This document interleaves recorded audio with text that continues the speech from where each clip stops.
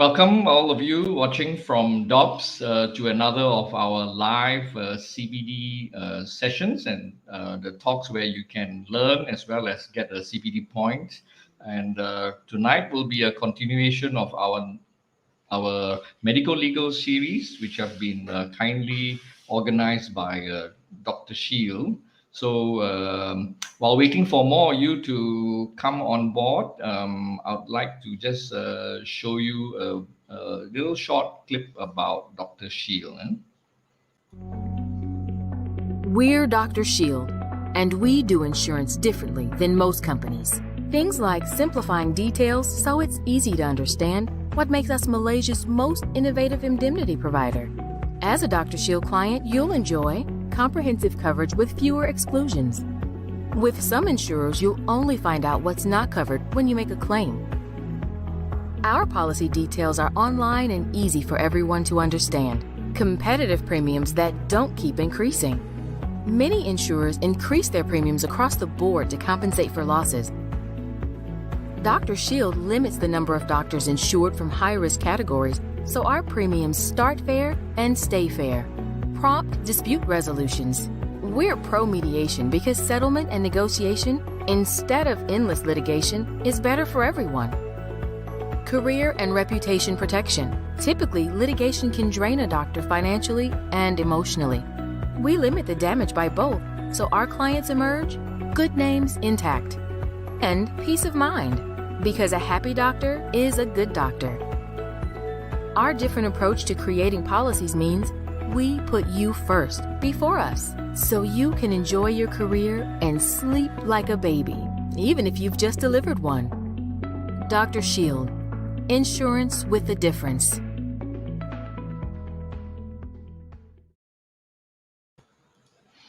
Okay, thank you, Dr. Shield. Now, I'll just take you through some housekeeping slides. So today's topic will be aggravated damages in medical negligence claims. And I think we'll never get enough of this because it's always a confusing area where people are still not clear what aggravated damages are.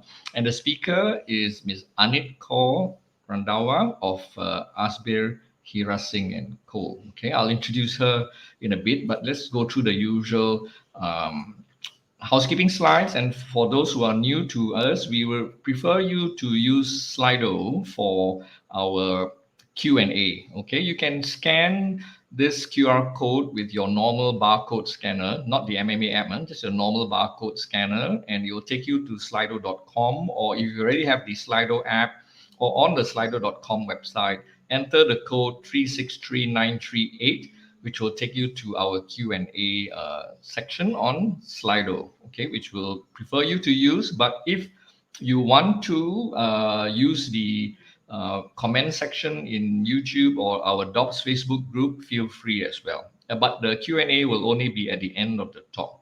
Okay, if you're watching on our website, dops.my/cpd, the Slido is already embedded there, so you can feel free to ask your questions there. Now, the claim points, the QR code will be displayed at the end of the talk, and this code is what you'll scan with the MMA app. But the code will expire after about an hour, and you can still claim points. Okay, we are introducing a new code word system for you to claim points. So the code word will be displayed at the bottom like this. Okay, throughout the talk, watch out for these code words, and you can claim the points with MCQs asking you which is the code word in the correct order in our bulletin board, and the link will be in the YouTube description later and in the Facebook. I'll post this later, and the MCQs will only be available tomorrow. They won't be available tonight. For tonight, please use the live QR code. You're watching it live. Tomorrow, the code would have expired, so please use the MCQ system, okay?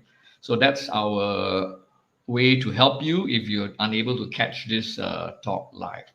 Now, at the end of the talk, this is the slide where I'll be showing the QR code, all right? So anyway, that's the housekeeping slides for now.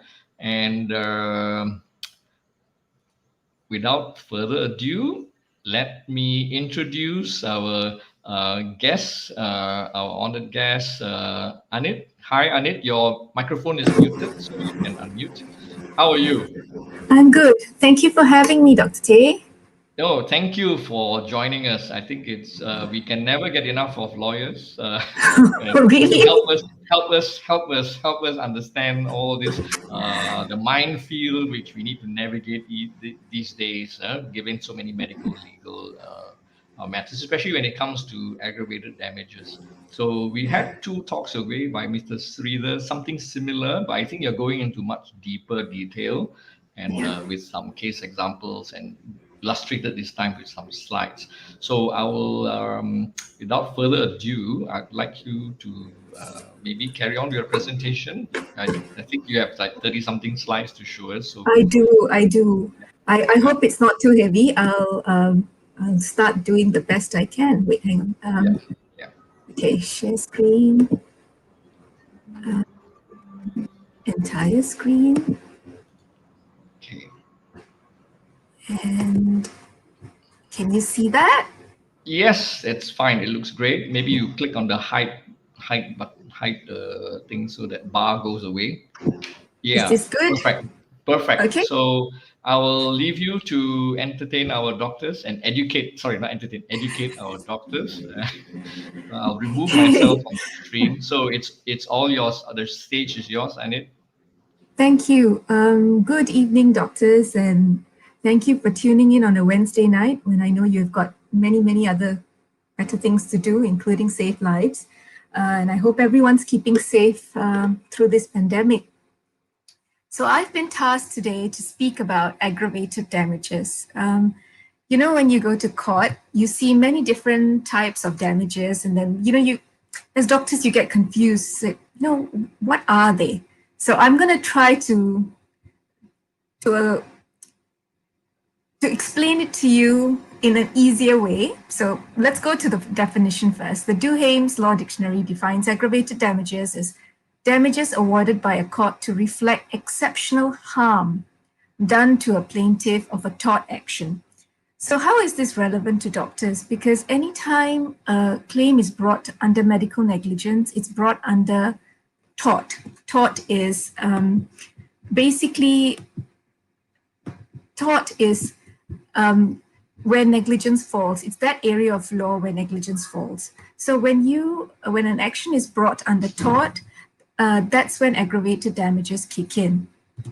So what are they again? They are compensatory in nature because yes, all damages are to compensate. When medical negligence claims are brought, it's to get some form of compensation. So what aggravated damages are is to make cover conduct which could also be subjective of punitive damages. Punitive is sometimes to punish, and that's why you see this boy being spanked. But the role of aggravated damages remains compensatory to compensate on intangible emotional injury and objectionable behavior. So again, 2 points to, if you can take it away, emotional injury, objectionable behavior. And we'll see more of this when we go ahead. So let me tell you what the history was. Aggravated damages were not very common. And then this case came up in 1996, and it was a high court case. The retired federal court judge who was then sitting in the high court decided on it. And it was a case where an army recruit, was bullied by having to carry very heavy drums of, drums that are extremely heavy. And I think he fell over. And this was all part of the ragging and the bullying that went on in the army or the Air Force as he then was with. And he had an injury and he lost hearing in one ear. So what the judge there decided was the conduct of the people who were ragging him, right? It was a Major Mustafa. He was identified. And so Encik Roshairi had been ragged and he was given aggravated damages because it was to compensate him for injuries affecting his feelings arising out of the tortious actions of the defendant. And then he said, in assessing this, all circumstances must be taken into account, including the character of this recruit. And the character of the recruit meant he was entitled to self-respect, dignity, and the acts of the people who ragged him had made him suffer humiliation, loss of pride, and self-esteem. So for deafness, he only got 18,000, but because of the entire act that caused him humiliation, loss of pride, and self-esteem, another 50,000 were awarded by the courts. So that was the history, right? And that was in 1996. It never came into medical negligence until 2018, when Dr. Hari Krishnan's case was decided. So Dr. Hari Krishnan's case was an ophthalmology case, and that's where the courts decided that aggravated damages are going to be part of the law of medical negligence. Now, in that case, the judgment says the question was whether aggravating factors should be compensated as general damages, therefore rendering a separate award of aggravated damages unnecessary. So this was the case where they were looking at it. Do we just stick to general damages? As you saw earlier in the previous slide, general damages was only 18,000, and then there was a separate one for aggravated. So when it came to this landmark case, they were deciding, should it just be general damages, or should we have a separate award for aggravated damages?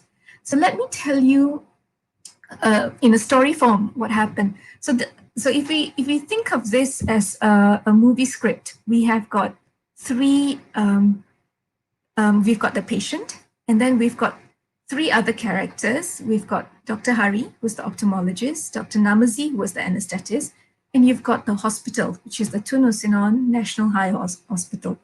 The facts were this: the patient came in with a giant retinal tear with detachment in his right eye. He consulted the ophthalmologist at his private clinic in Medan Tuanku. The ophthalmologist then advised retinal detachment operation immediately, but not at the clinic. He referred him to the hospital, the Tun Usinon National High Hospital. The first operation was such: the result of the retina was right eye folded, partially detached, right? That was the result. So it didn't go as planned. So the ophthalmologist recommended a second operation. Now, in the second operation, there was an anesthetist. The patient requested for the same anesthetist as the first operation, but he was told that the first anesthetist was not available, and he said that Dr. Namazi was visiting consultant, and the anesthetist also said, but what happened there was, during the operation, the plaintiff regained consciousness and bucked while the ophthalmologist was strengthening the retina using a laser. So, when things go wrong, everything went wrong at the same time. So what happened was the plaintiff suffered from supracordial hemorrhage, SCH. You doctors would know it better than me. Profuse bleeding in the right eye, and Dr. Hari proceeded to do an extracapsular cataract extraction after that. So there was one complication, and then he proceeded to do another one, and this left the patient blind. So the third operation was again done, and again, it was a failure to warn of the bucking and the blindness. So he wasn't told of this. So I'm going to give you all a bit of a chronology, because that's when you will understand why the courts decided the way it is. So these were the facts that were presented to the court. So it all started on the 26th when again, the patient consulted the ophthalmologist in a private clinic. And the first operation was done under, I told you, an anesthetist. His name was Dr. Manavelan. Patient was discharged 4 days later. Okay. The follow-up appointment was on the 7th of September, which was 2 weeks later. And the patient's eye was watery, vision was blurrish, tears of blood when he sneezed. So he called Dr. Hari, and he was assured it was normal. But again, because the appointment was on the 7th, he decided, this is not right. He came in on his own accord. He went to see him at the private clinic. A visual check was done. Bleeding was confirmed. And he was again advised to come in on the follow-up date, which was the 7th. Now, on the 7th, again, when the patient came in for an appointment, Dr. Hari assured him that there was no concern, but recovery would be slow, and gave him sent him home and said, come back in a week. So he came back in a week to the hospital. And again, he said, I'm still having pain, the strong pressure in the eye, and on physical and visual inspection, the retina had folded outwards, right? So the doctor saw that and immediately said, okay, I think we need to do another operation this afternoon. It's urgent. And he conducted a scan and found that the earlier finding of a folded retina and the need of a second operation was correct. And the appointment was done on the 21st of September, which is a week later. So 21st September, he comes in to see Dr. Hari at the hospital. Retina is detached and folded. He requested a scan as vision had improved. So Dr. Hari said unnecessary as improved vision was temporary and told him, we're just going in for surgery. So, in that week, vision had improved and he reported that to the doctor. It's also, I'll just say this is passing, this patient was a lawyer. So at 12 noon, he was admitted to the hospital and the operation was at 2 p.m. So he requested for Dr. Manavelan for anesthetic. And again, he was told that, he's not available. Another doctor was on duty and equally competent. So at 3 p.m., sedative was administered prior to the operation. During the operation, unfortunately, the plaintiff barked because the muscle relaxant wore off. And this was while Dr. Hari was strengthening the retina. So and he regained consciousness. So this is what happened. And then the next day, Dr. Hari told the patient you would regain eyesight if the retina remained intact after the bleeding subsides, and said there was no possibility of blindness. He was discharged after 7 days on the 26th. And during that time, he was told to sit upright position at all times so that the blood could subside. So this entire time between the 22nd and the 26th, this patient was told to, you won't go blind, provided you sit up at all times so that the blood could subside. And he did that, diligently because he wanted his eyesight to recover.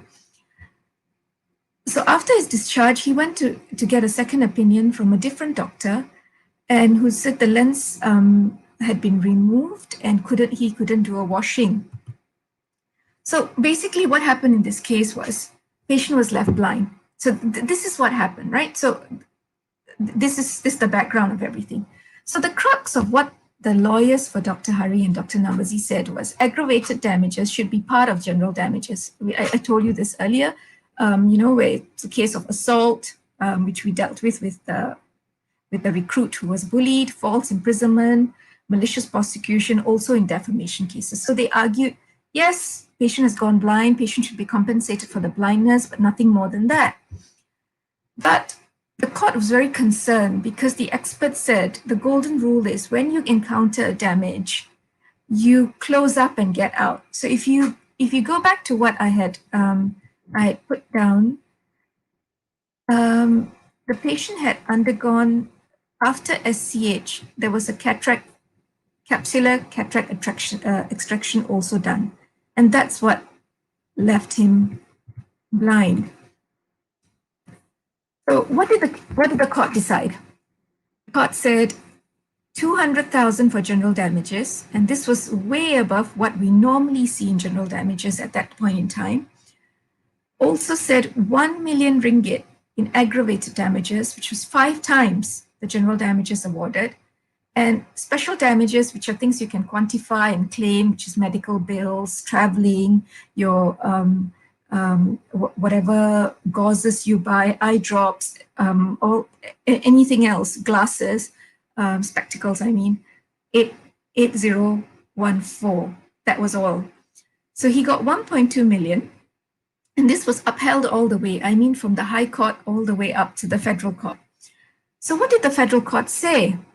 So this is the case where the Federal Court decided that aggravated damages can be and have been awarded as a separate head of damages in tort. And there is no reason to exclude this kind of damages from medical negligence cases, which involve real injury to a person's body.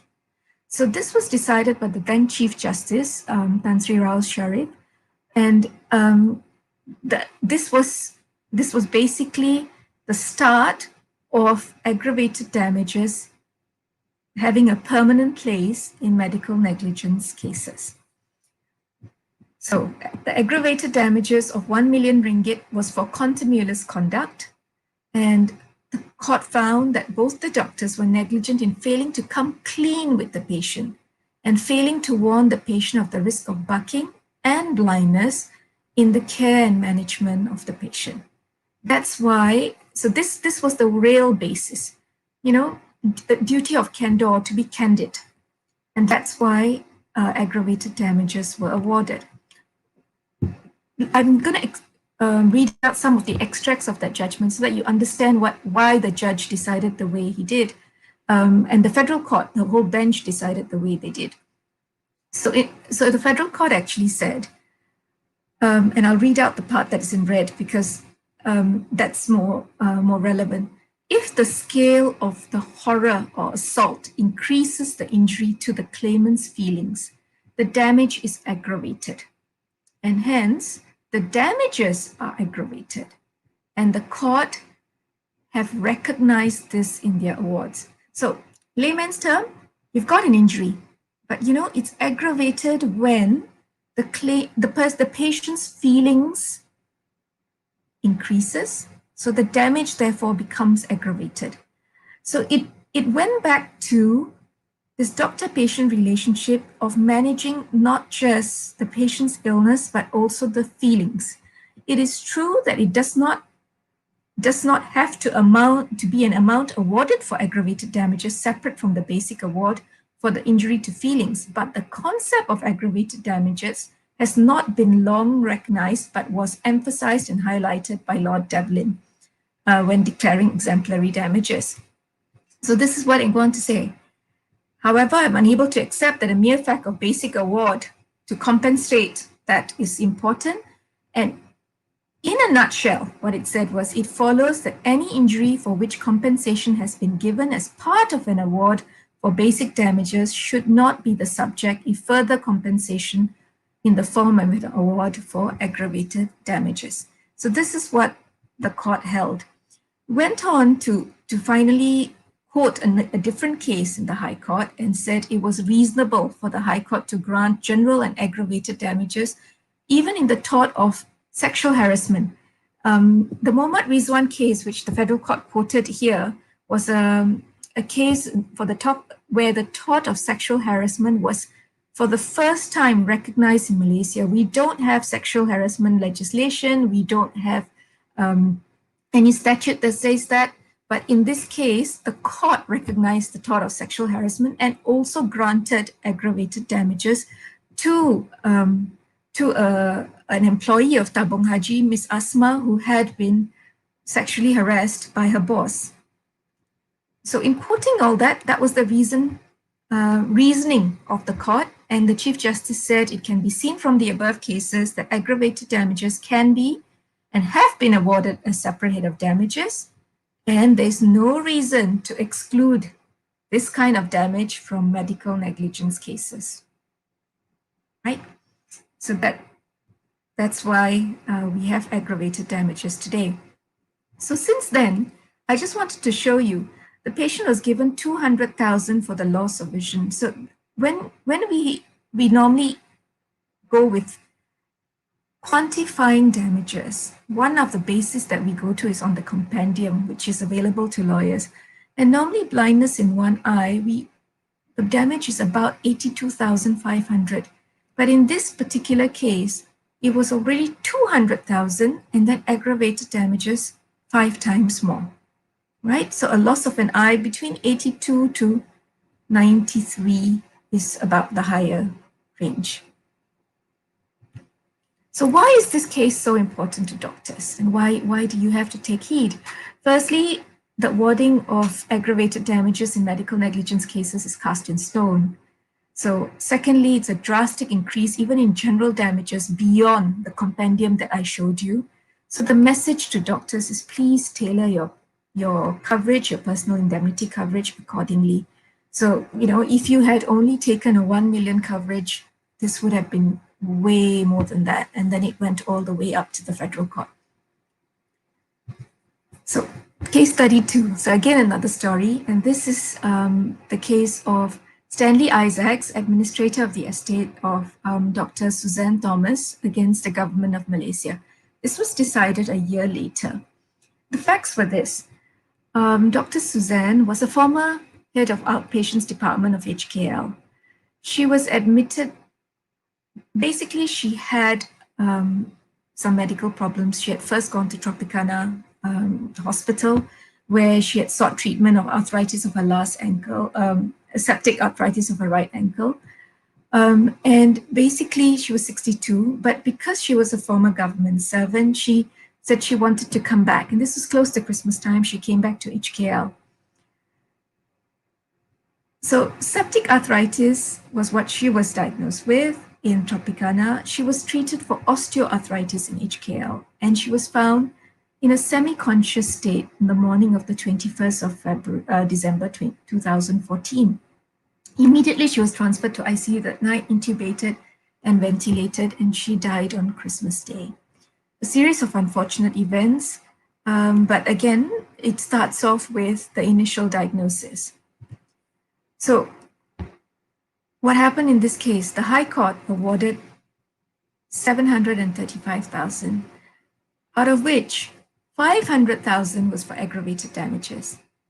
General damages were $140,000, $100,000 for pain and suffering, $30,000 for maintenance of her mother, who was her dependent, and $10,000 for bereavement.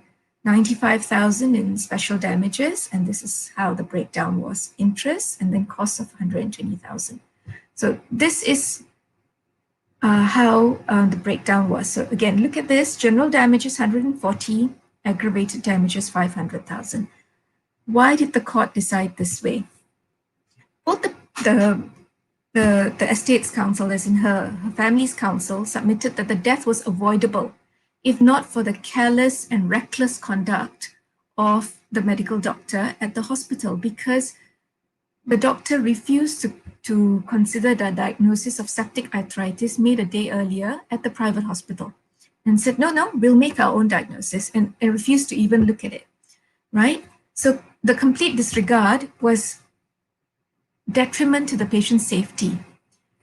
So the hospital also, that's what they claim, raised a false defense supporting by intentional delay and embellished entries made in the medical records. Right? So this is we talk about this all the time when we speak to doctors. Please make sure your documentation is intact, and please don't make entries that are not supported. Late entries have to be identified. So this was again one of those cases. So why were aggravated damages granted? Firstly, with the refusal to accept the diagnosis of Tropicana Medical Center for the blood test results, right?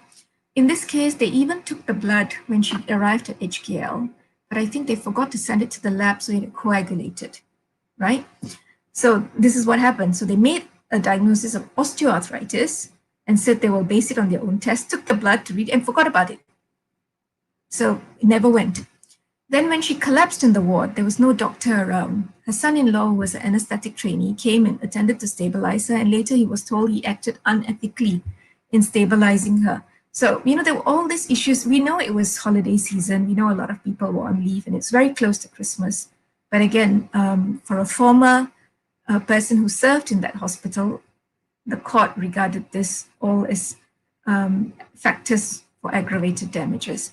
Fourthly, the embellished records. She informed them of the list of drugs that she couldn't tolerate, including tramadol, and yet that drug was administered. And then there was a late entry to say the patient agreed to tramadol.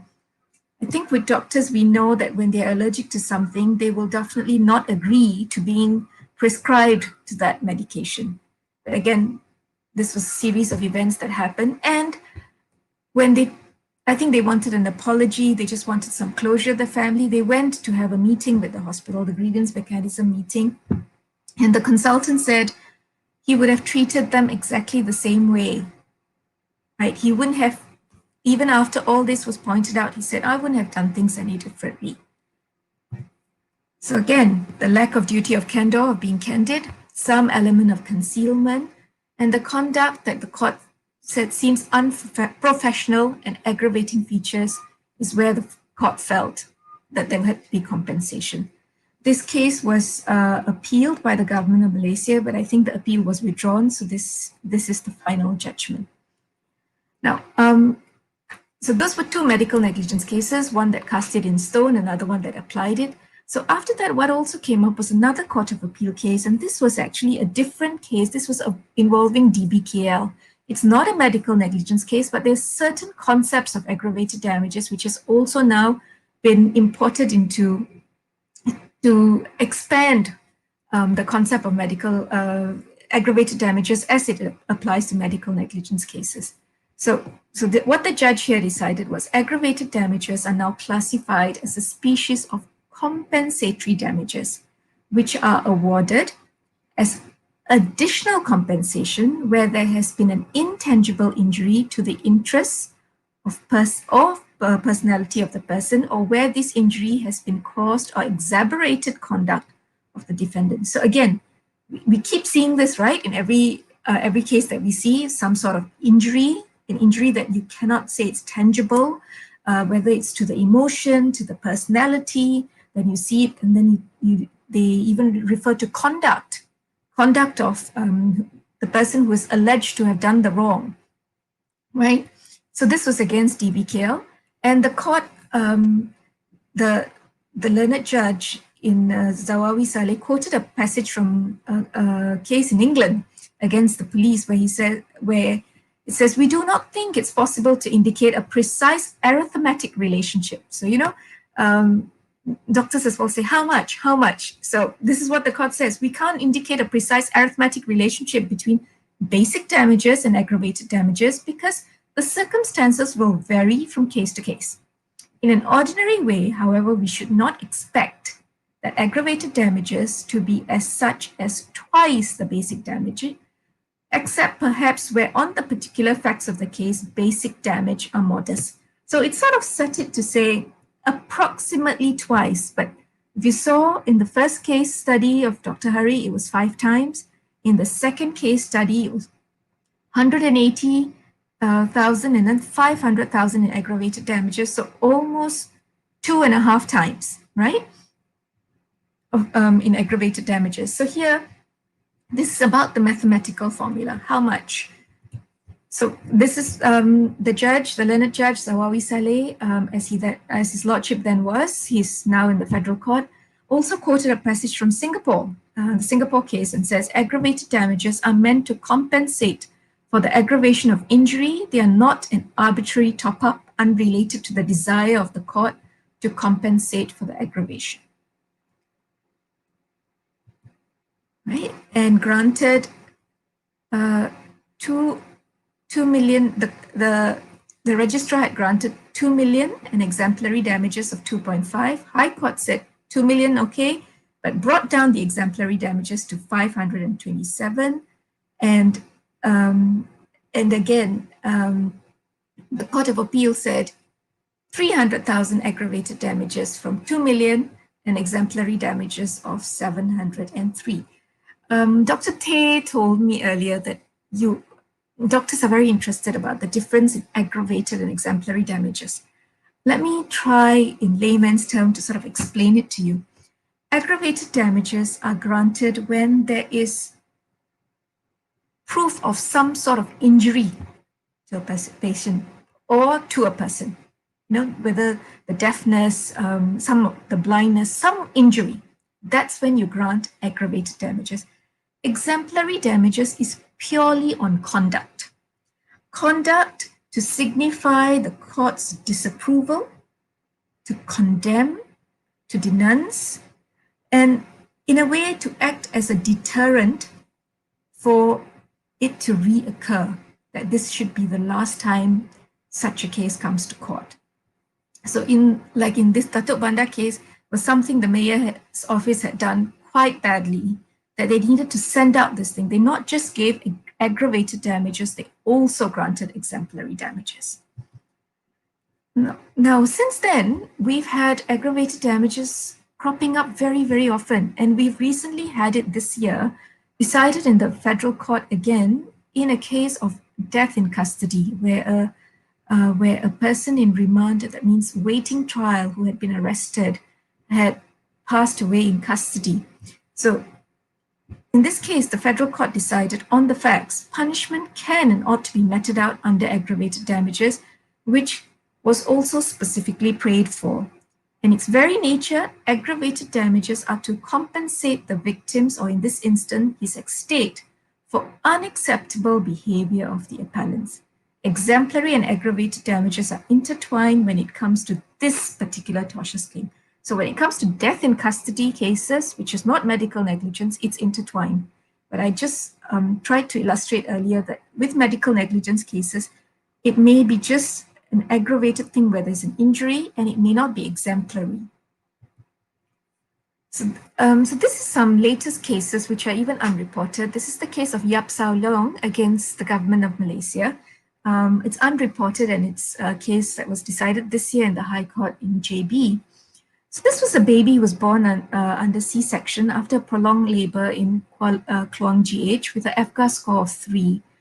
The baby suffered hypoxia ischemic encephalopathy, stage 2, and then with quadriplegic cerebral palsy, global development delay, and premature death. I think the baby passed away. The damage was quite extensive, that the baby did not survive beyond 2 years and 4 months. So when a claim was brought against the government of Malaysia conceded liability before the trial started. That means they were challenging and saying, no, they did everything right. But as the trial approached, and I think on the day of trial, they said, no, we are saying that liability is conceded. We're not going to say that what we did was right. We'll just go ahead and say how much should be paid. So it was a concession on liability. So when that happened, the court considered the following cases. These were the 3 cases they considered where aggravated damages had been granted, 200,000 in this Nur Shafina's case, another case 300,000, and another case in Alostau 450 for bad conduct of the patient, the doctors in a medical negligence claim where the infant suffered brain damage and survived more than 2 years. So what the court decided in this case was this, that the plaintiffs were correct in submitting that the defendant in putting blame on the baby in the defense has affected and injured the feelings of the parents. Since the truth is the deceased died, that means the baby died, due to the negligence of the hospital as admitted by themselves when they conceded liability, which was admitted after all the documents for trial had been filed in court and the matter was fixed for full trial. So what the court granted was 200,000 in general damages and 300,000 in aggravated damages. So you're seeing this was about 1.5 times general damages. Aggravated damages quantum was 1.5 times. The final case that I'm going to cite before we take some questions is the case of Maria Sosolia against the government of Malaysia again. So here again was a plaintiff that had been admitted to DBKL in 2018, and she was moved to the ICU 2 days later because she was suffering from pneumonia and respiratory problems. After spending more than a month in ICU, she had a tracheostomy surgery done, and she remained there for another 2 weeks. So about 6 weeks after her admission, at about 6:30 p.m., a direction was given to transfer her back to the ward, the normal ward. The patient was only transferred at about 2 a.m. the next morning. So, that's the graveyard shift, yeah? So on that same morning, 45 minutes later, she was found to have fallen from her bed. And at 6:30 in the morning, there was no railing. Unfortunately, they said that they didn't have, when they moved her to the normal ward, the bed and normal ward didn't have the bed railing. So she fell off the bed. And at 6:30, she suffered a cardiac arrest. So again, she was then transferred to ICU and was diagnosed to suffer from severe cortical dysfunction. And a month later, she was diagnosed to suffer from, again, brain injury and was discharged from GHKL and taken to Tawakal and was finally brought home for care. So she was permanently brain damaged.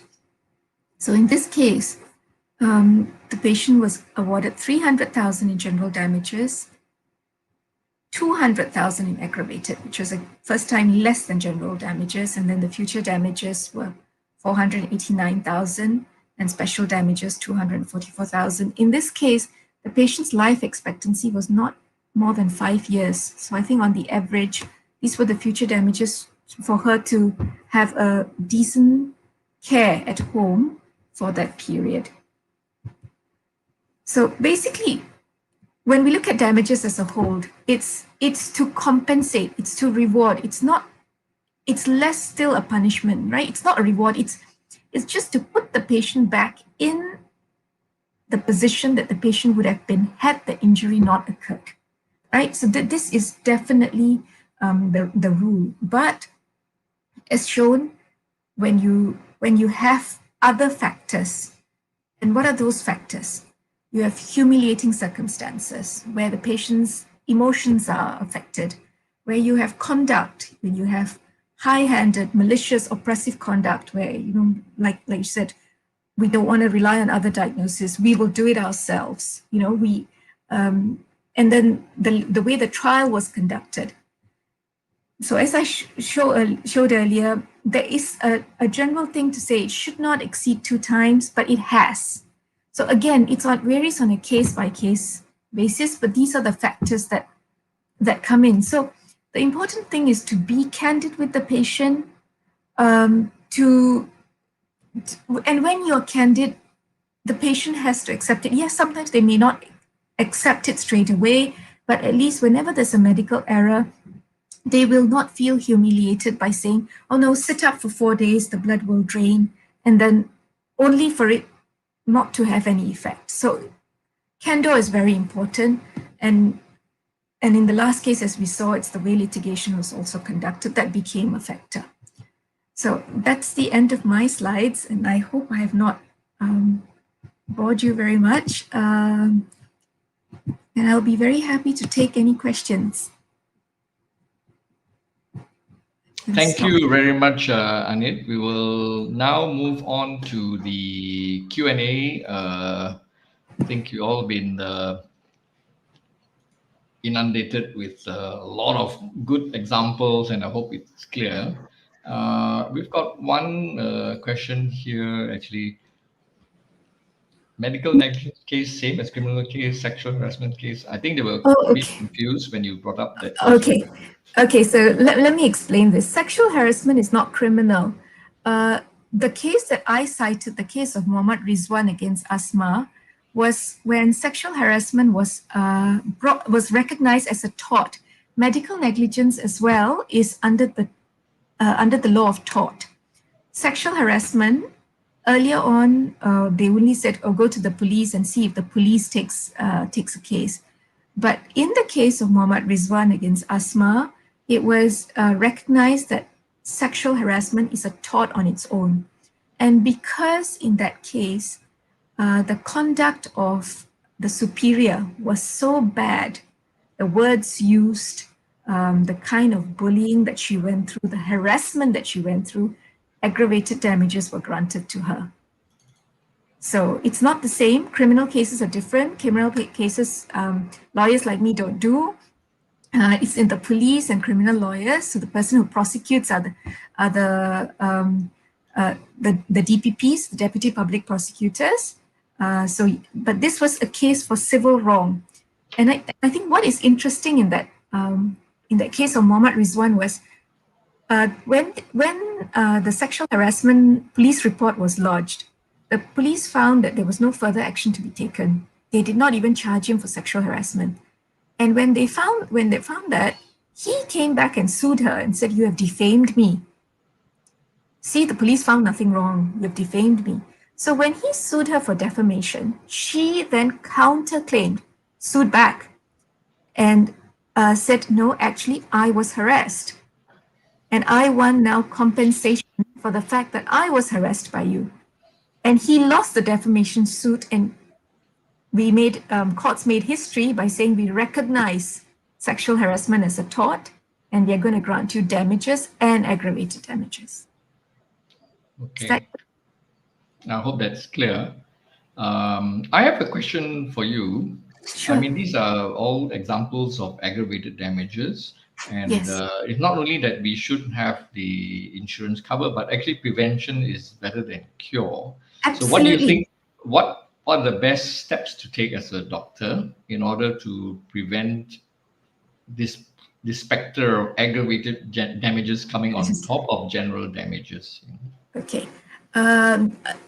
It cannot be an exhaustive list, but I can off the top of my head tell you a few things. Firstly, good communication with the patient. Be candid. Don't try to tell them it's angin or it's something else, or your blood is bad. We've had comments like that come back in court, and and those are not scientific, right? So when you try to tell them something that's beyond your science and give them a reason for what has gone wrong, be candid about it and document it. Secondly, if the patients are not happy, you can say patient not happy, but counsel the patient, have a family meeting if necessary, right? Thirdly, as we saw, if they come in for a grievance mechanism meeting, try to resolve it early, because if it's a bad case, we resolve it early. It doesn't go to court, and normally when it doesn't go to court or it's mediated, we can then say no aggravated damages. Aggravated damages is a finding by the court. Okay. There is a question here from Dr. Noliana. Is there any special criteria for the court to decide whether pain inflicted either emotionally or mental distress falls between general damages and aggravated damages?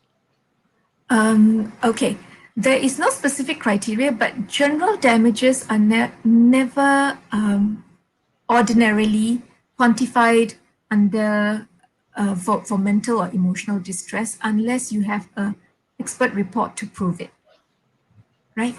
So sometimes the injury, like in these cases, there was blindness, there was deafness, there was some sort of a death, there was brain injury. So you have that basic injury. Aggravated damages is when you didn't try to say, like when they told the baby, oh, it was actually the baby's fault, or it was the mother's fault, or something. That sort of conduct then aggravates the situation. So when it aggravates the situation, it attracts aggravated damages. So there are no specific criteria, as Justice Zawawi Saleh said. It's on a case-by-case basis. So it all depends on the facts. So, I mean, physical injury can happen in the course of medical management, and these mishaps happen because sometimes accidents happen. I mean, this is just human. It's human. Let's say a surgeon operating on an appendix may actually nick a bowel, and the patient can get something like that. But how does one prevent this physical injury from becoming an aggravated damage? Okay. When you take your consent, you always, I think Mr. Sridhar has spoken about this as well. You tell them of the material risk. You document it. If that material risk materializes, it's not negligence. You've warned them of it. Then it's about taking action timeously, means as quickly as you can, to identify and to get an intervention and to solve it. If it is resolved well, it's fine. It's a good way that we defend you, to say, we know that this was a possible risk. I'm sorry it materialized, but also taken. The nick is in the bowel is quite common, especially if you go in laparoscopically, right? As long as it's identified, you identify the symptoms, you go in, you deal with it, and then patient goes home, it's fine. But if it's concealed, if something doesn't happen, you then say, no, nothing's wrong, I send you home. Now that will then trigger substandard care, and also aggravating factors, because had you gone in earlier, you would have been able to salvage. The longer you wait, the damage gets worse. Okay, there's a question on Slido on Sure. on insulting patients. How if that was not our intention, but the patient perceived it as such? That happens We, quite often. I think even with us lawyers, we say something and we're told, "Oh, you don't know how things are done." I think it happens with everybody, right? Certain patients are a little bit more sensitive, and then I know patients after delivery also can get more sensitive if something happens.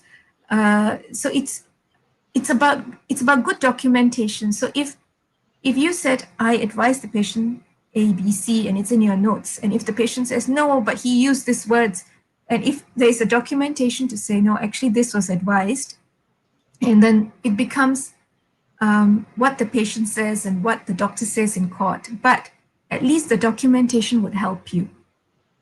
and how do you document to protect us from these subjective issues? Okay. Again, I think it's to document very factually, to say, let's say there has been an adverse event, and say, okay, patient advised that adverse event has happened, there's a nick in the bowel, right? Plan of action is A, B, C, D, E. You can put patient unhappy, and if the patient has expressed a specific thing to you that, well, I have to have a bag, all my life, or something like that.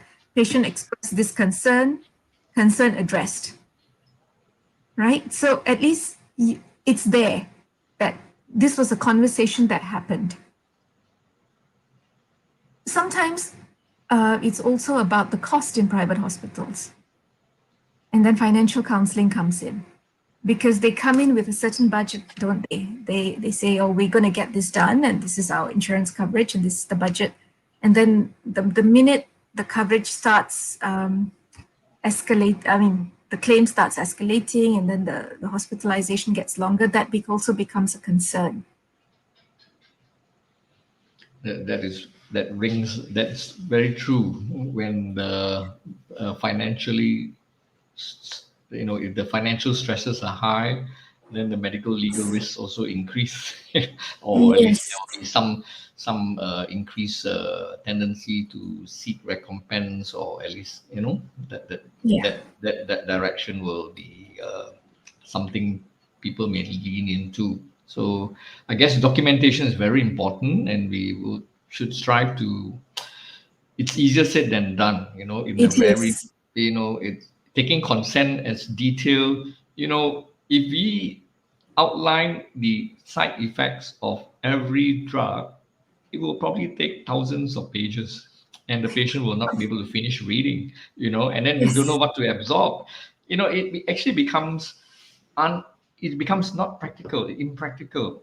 I think in Singapore recently also, there was a case where there was a injury to the carpal tunnel, or the tendon, and then I think there was a issue about the degree of informed consent. And I think sometimes I think they've gone back to being more reasonable in what can be practically done. Yes, and what the patient wants to know, and you don't, what the patient really wants to know. So it's like for a singer, any adverse injury to their throat or their voice box or their nose may be relevant. To a person, to a doctor, or to a lay person, it may not be as relevant. Sure. Right? To a surgeon, any injury to their hand would be so significant, because that's their bread and butter. It's their skill. Right? So there's going to be a tendon injury or any injury to their, and that would cause their livelihood, that becomes more relevant. Okay.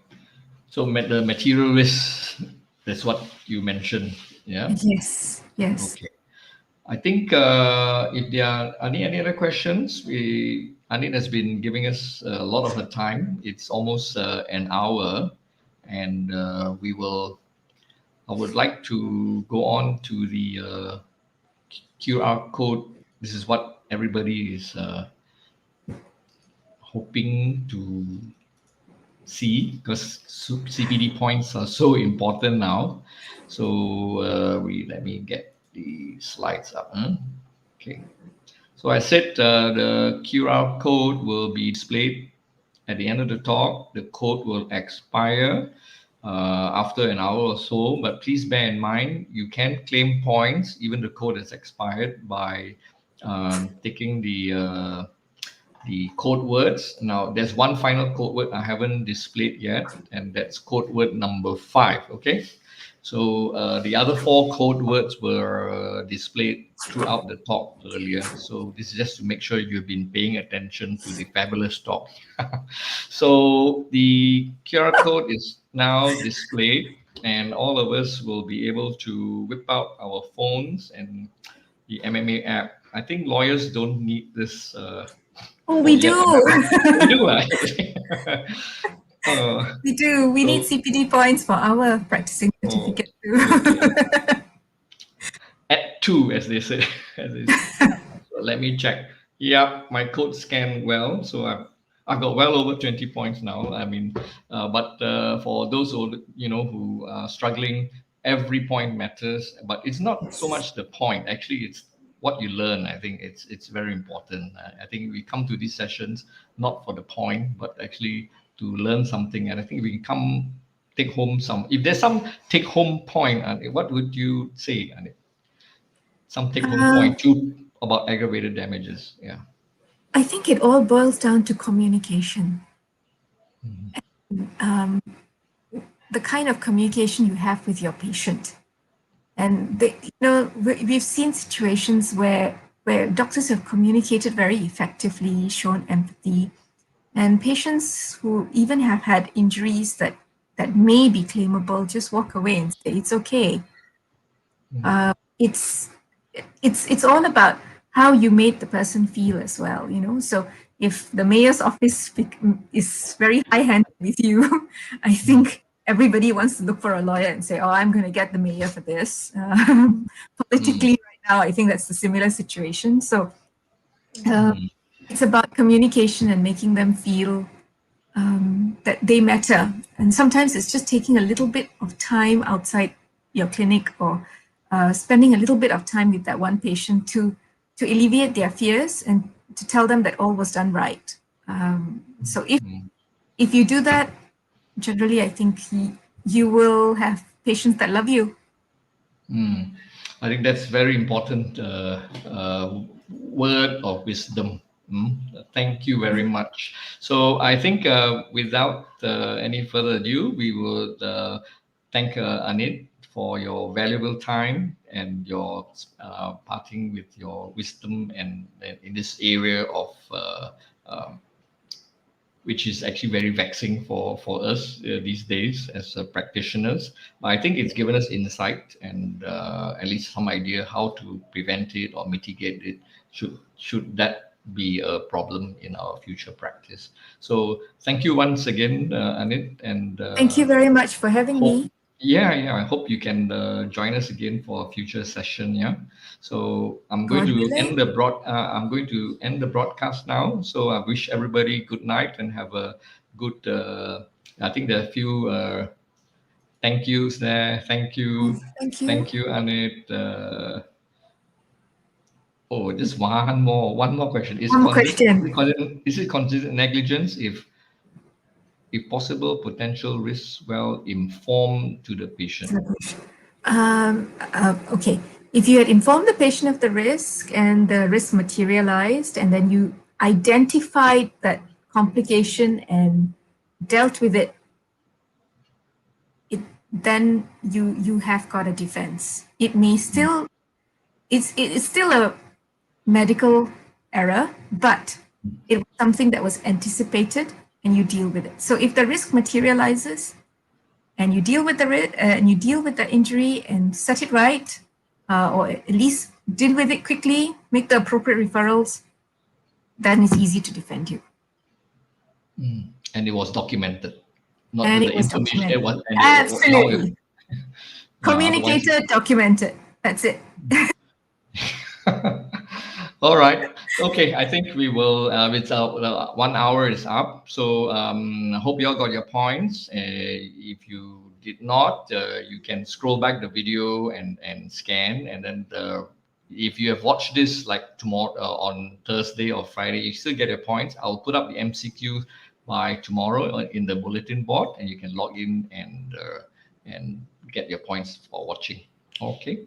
So good night, Anit, and thank you Good everybody night. for joining us. Yeah. Stay safe.